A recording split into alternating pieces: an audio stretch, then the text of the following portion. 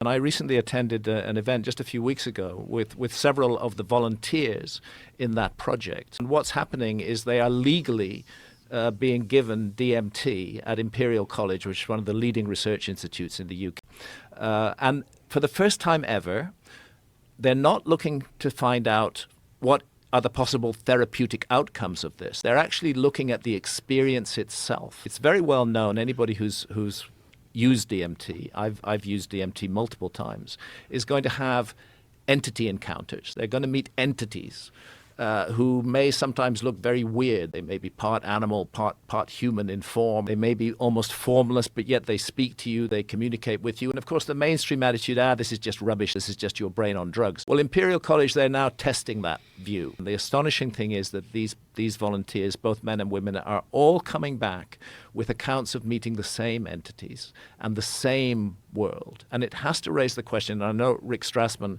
has been on your show, and kudos to Rick Strassman, because he was really the first scientist to work with DMT and human volunteers at the University of New Mexico. Rick Strassman is open to the idea that what happens with DMT is that it alters the receiver wavelength of the brain, and that it allows us to gain access to other realities, that these encounters are not unreal, that they're real, but they're real on a level that we can't experience in a day-to-day state of consciousness. We have to be in an altered state of consciousness in order to experience them. And ultimately, the aim of this project is to map the DMT realm. But right there in the DMT experience, inside our own heads, we have the opportunity to encounter another world, another realm, entities who are very different from ourselves and who have teachings to give us. And I think we should be spending a lot more research funds on exploring those experiences and finding out what's going on, rather than